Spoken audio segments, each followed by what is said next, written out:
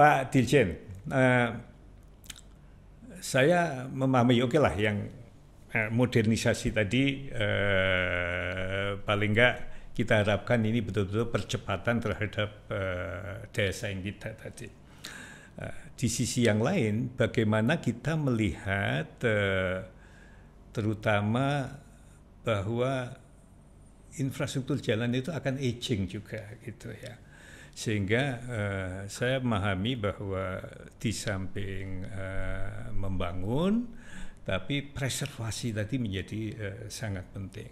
Semakin banyak jaringan jalan, Bapak punya 40 atau 50 ribu ya arteri primer tadi paling enggak ya, atau jalan nasional plus jalan tol yang juga nasional ya 50 ribu, plus jalan-jalan yang provinsi kabupaten 500 ribu lebih ya mungkin ya. Nah, dengan aset yang begitu Pak, preservasi itu menjadi sangat strategis gitu. Dan kita melihat salah satu perkembangan teknologi sekarang ini dengan digitalisasi, kita banyak menerapkan, Pak Dirjen sudah menerapkan Building Information Modeling. Kita melihat Building Information Modeling itu karena dituangkan dalam 3D atau bahkan DD yang lain bisa kita lakukan, ini akan mengurangi gap antara desain dan pelaksanaan. Tapi yang lebih penting lagi, ini sebagai vehicle untuk preservasi tadi. Karena ini merupakan infrastruktur yang kita miliki dan bagaimana behaviornya dia tadi dilakukan. Nah ini satu dengan Building Information Modeling atau mungkin malah dipadukan dengan infrastruktur yang lain menjadi City Information Modeling atau apapun. Tapi itu di luar Pak Dirjen mungkin ya gitu. Yang kedua adalah bagaimana upaya dari teknik jalan sendiri untuk di samping dengan BIM, tapi mungkin sistem pengadaan dan lain-lain, misalnya dengan performance base, dengan availability payment dan lain-lain untuk meyakinkan bahwa preservasi tadi dapat dilakukan untuk memanajemen ini yang memang menjadi tantangan Bapak. Gimana Pak Dirjen terutama terkait? Jadi memang kita sekarang ini secara objektif kita memiliki aset manajemen sistem ya, sehingga kita bisa melakukan simulasi dan memang angka-angkanya tidak begitu menggembirakan karena misalnya walaupun kemantapan kita di atas 90%, 91-92%, tapi kita lihat secara detail ternyata kondisi jalan kemantapannya baik itu makin menurun. Jadi yang makin melebar itu adalah jalan-jalan dengan kondisi kemantapan sedang, dan ini kita tahu kondisi kemantapan sedang itu adalah marginal, arti dalam arti dengan mudah itu akan masuk ke dalam jalan dan kondisi rusak ringan. Dan tantangan kita adalah pertama bahwa biaya preservasi itu cukup mahal. Kalau saya hitung-hitung itu untuk jalan sekitar 47.000 km itu kira-kira kita butuh sekitar 30 triliun per tahun untuk jalan nasional saja. Sedangkan anggaran preservasi kita itu karena kita harus optimasi dengan capacity expansion, nggak mungkin kita tinggalkan dengan berbagai isu equality dan sebagainya itu untuk memberikan akses. Memang kita akan susah untuk mencapai kemantapan 100%. Ini tantangan dan ini memang kita sedang mencari jalan ya untuk bagaimana, karena kalau kita tunda ini pasti tahun kedepannya akan lebih besar lagi. Karena kalau kondisi makin rusak kita perbaiki, saya kira Pak Hermanto sering ngajarin kita menangani jalan rusak itu jauh lebih mahal dibanding menangani jalan sebelum rusak. Biayanya jauh lebih mahal gitu.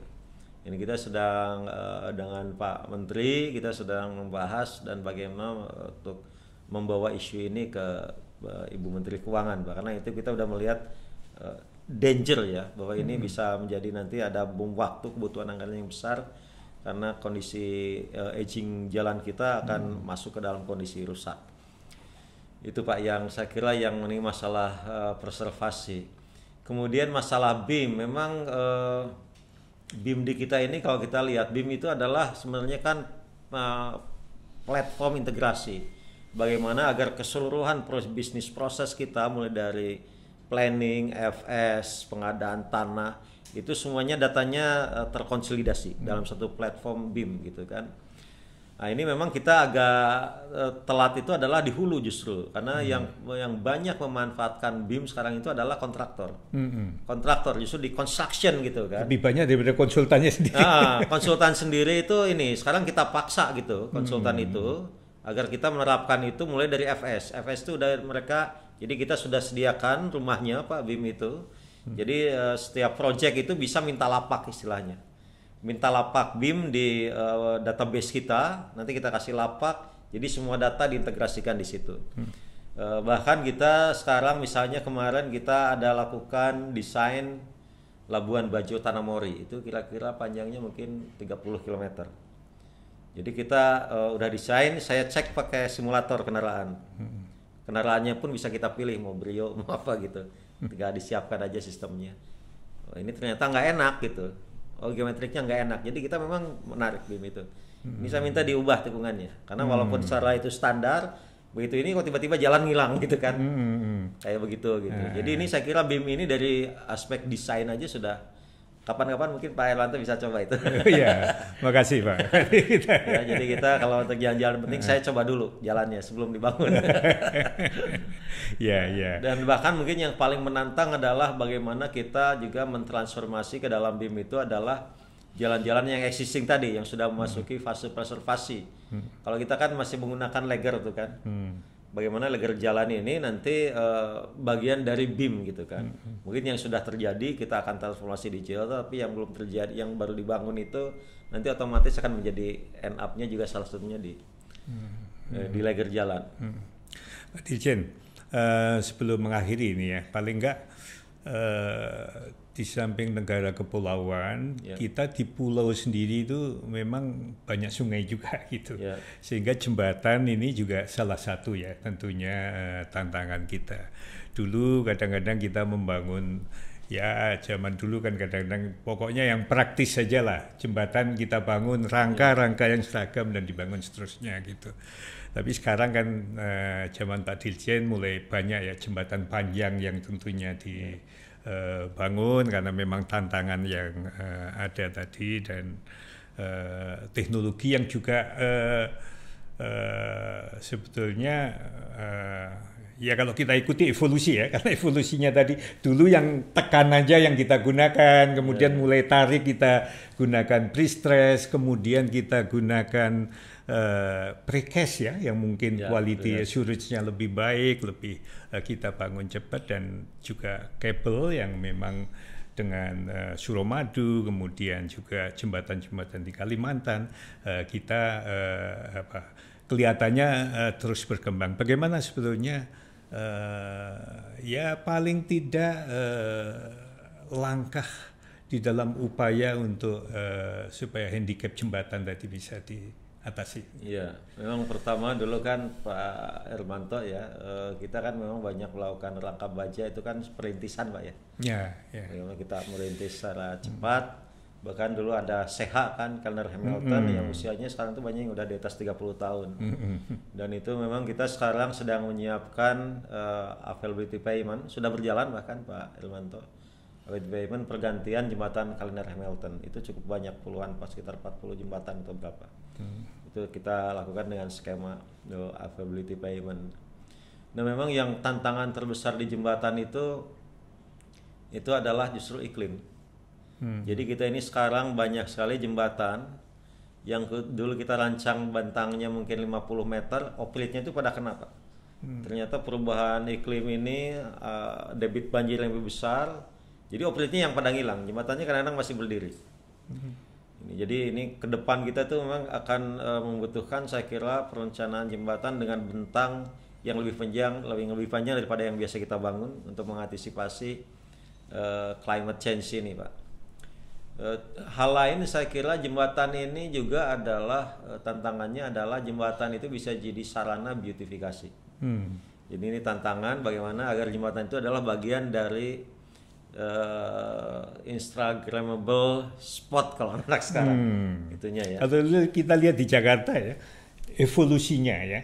Semanggi dulunya cuman persimpangan biasa, cuman Pak Sutami dengan beton prategang lah paling enggak ya, mulai di situ sampai yang sekarang interchange seperti interchange lah yang ada sekarang tadi, itu ada aspek beautifikasi juga seperti di situ gitu.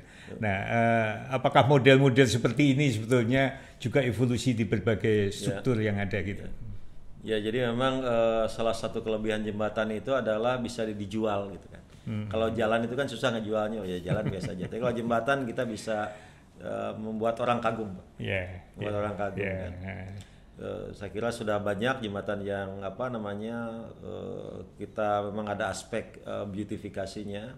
Tapi kalau kita bicara jembatan, Pak Hermanto, kita ini sekarang sedang mencoba menggeser ya, karena memang kadang-kadang pemahaman atau opini masyarakat itu kan bergeser Pak. Seperti dulu di Eropa itu kan awalnya seperti kita sekarang, senang bangun jembatan karena jembatan itu simbol dari teknologi dan kemajuan. Tapi sekarang di Eropa misalnya kalau orang bikin jembatan dia malah protes karena pemandangan sungainya jadi terganggu, jadi rusak, sehingga mereka geser ke immerse tunnel. Nah ini kita akan coba bangun sekarang ini immerse tunnel, salah satunya di IKN Pak. Jadi kita akan mencoba immerse tunnel di IKN ya. Kita lagi jajagi, sebenarnya ada dua ya, yang kita jagi, satu di KL, satu di Trans Sumatera. Memang saat ini karena memang teknologinya belum common, jadi relatif biayanya cukup mahal. Itu kira-kira bisa 3 kali lipat jembatan. Tapi ya biasa gitu, awal-awal pasti mahal ya. Terowongan juga kan sama begitu. Tapi kalau teknologinya sudah common, saya kira kita bisa tekan gitu kan. Ya, Pak Dirjen, mengakhiri ini mungkin kita kan baru saja mengakhiri mudik Lebaran. Ada hal yang khusus di mudik Lebaran yang mungkin Pak Dirjen bisa sampaikan ke pemirsa ini, masyarakat insinyur Badan Kejuruan Sipil ini. Dan ini Pak Dirjen, dulu memang kita belum menguasai betul lah itu ya, tadi terowongan tadi, sehingga dulu dalam rangka menangani Lebaran ini salah satunya nagrek itu kita potong.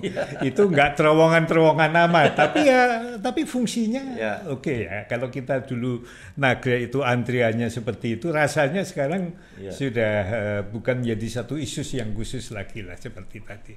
Nah mungkin sejauh mana, mungkin tadi Pak Dirjen sudah menyinggung, tapi mungkin apa yang unik dari Lebaran tahun 2022 ini? Ya, jadi pertama bahwa Lebaran tahun ini walaupun tentu selalu ada komplain masalah, tapi secara umum kami lihat ini cukup baik Pak ya, penanganannya cukup baik. Karena ini memang Lebaran khusus, yaitu Lebaran euforia post pandemi lah saya sebut.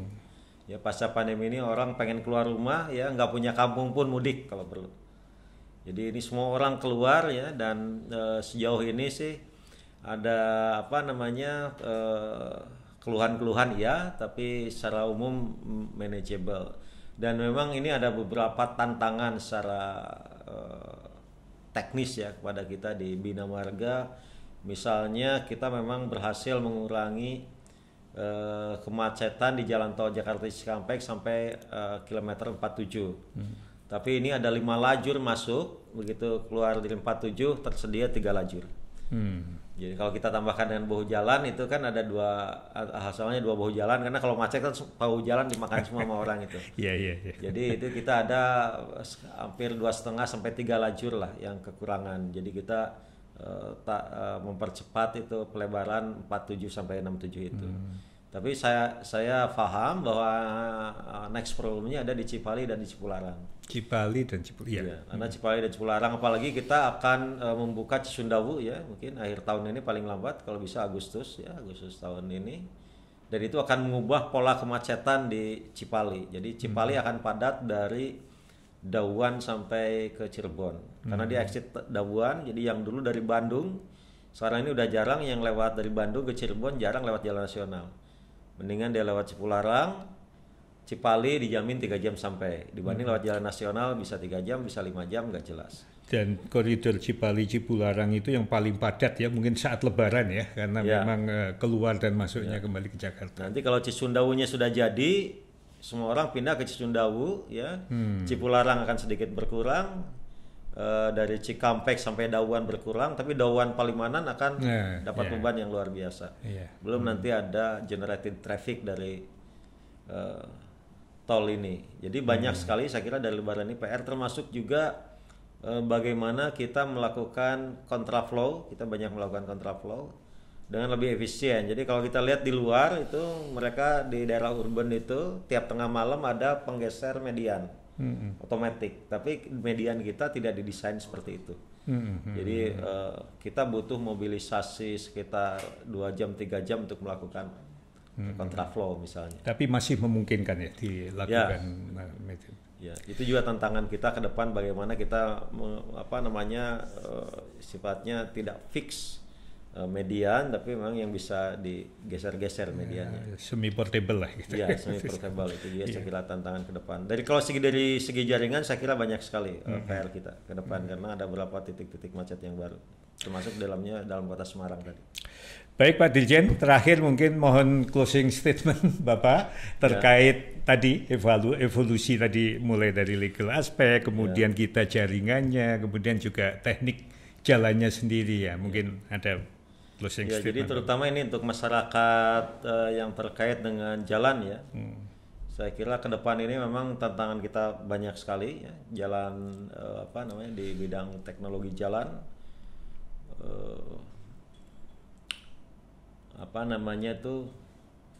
Perkembangan teknologi jalan kita harus antisipasi betul ya, mulai dari high performance material dan sebagainya. Dan ini saya kira dengan hilangnya Balitbang itu peran perguruan tinggi akan sangat besar di situ, bagaimana selalu mengembangkan teknologi-teknologi yang terkait dengan jalan. Itu yang pertama. Yang kedua, jembatan juga begitu ya. Akan banyak jembatan dan underground space technology. Ke depan kita akan banyak terowongan, banyak immersed tunnel ya. Dan saya kira juga yang harus kita antisipasi ke depan adalah perubahan atau automation di industri kendaraan, Pak. Ya, kita melihat bahwa bagaimana marka itu menjadi sangat penting, karena itu menjadi acuan untuk automated driving ya. Kemudian juga bagaimana kita mendukung ekosistem kendaraan listrik ya, umpamanya charging station itu di tempat-tempat istirahat suatu saat akan kita pastikan ada gitu, untuk mendukung ekosistem kendaraan listrik, karena mungkin dalam 5 tahun ke depan mungkin sudah berseliweran banyak saya kira kendaraan listrik di kita, dan kita ingin ekosistemnya terbangun cukup baik untuk mendukung itu. Baik Pak Dirjen, terima kasih banyak ini atas perkenan Bapak mengisi podcast Badan Kejuruan Sipil BII. Semoga embanan tugasnya bukan main tadi, Bapak sukses menjalankannya. Terima kasih Pak Dirjen.